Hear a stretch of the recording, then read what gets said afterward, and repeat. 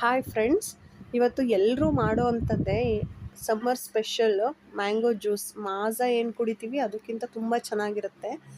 ಅದು ಹೇಗೆ ಮಾಡೋದು ಅಂತ ಹೇಳಿದ್ರೆ, 3 ಹಣ್ಣಾಗಿರೋಂಥ ಮಾವಿನ ಹಣ್ಣು ತೊಗೊಂಡಿದ್ದೀವಿ.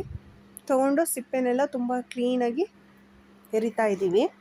ಸಿಪ್ಪೆ ಪೀಲ್ ಮಾಡಲಿಕ್ಕಿಂತ ಮುಂಚೆ ಮಾವಿನ ಹಣ್ಣು ತುಂಬ ಹೊತ್ತು ನೀರಿನಲ್ಲಿ ಬಿಟ್ಟು ಚೆನ್ನಾಗಿ ತೊಳೆದಿರಬೇಕಾಗುತ್ತೆ. ನಂತರ ಆ ಹಣ್ಣನ್ನೆಲ್ಲ ನೀಟಾಗಿ ಸ್ಲೈಸ್ ಆಗಿ ಕಟ್ ಮಾಡ್ಕೋಬೋದು. ಕಟ್ ಮಾಡಿಕೊಂಡು ಅದನ್ನು ಒಂದು ಮಿಕ್ಸಿ ಜಾರ್ಗೆ ಹಾಕ್ಕೊಳ್ತಾ ಇದ್ದೀವಿ.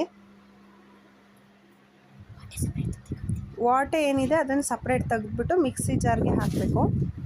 ರುಚಿಗೆ ತಕ್ಕಷ್ಟು ಸಕ್ಕರೆಯನ್ನು ಹಾಕ್ತೀವಿ. ನಾವೊಂದು 5ರಿಂದ 6 ಸ್ಪೂನನ್ನು ಹಾಕ್ತಾ ಇದ್ದೀವಿ. 3 ಮಾವಿನ ಹಣ್ಣಿಗೆ ಅದು ಸಾಕು ಅನಿಸುತ್ತೆ. ನಂತರ ಮಿಕ್ಸಿನಲ್ಲಿ ಚೆನ್ನಾಗಿ ಗ್ರೈಂಡ್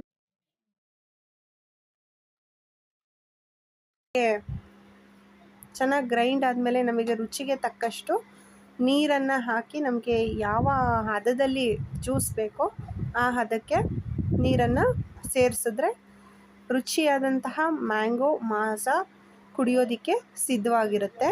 ನೀವು ಒಮ್ಮೆ ಮಾಡಿ ಟ್ರೈ ಮಾಡಿ ಮತ್ತು ಕಾಮೆಂಟ್ ಮಾಡಿ ಹೇಗೆ ಬಂತು ಅಂತ. ಓಕೆ.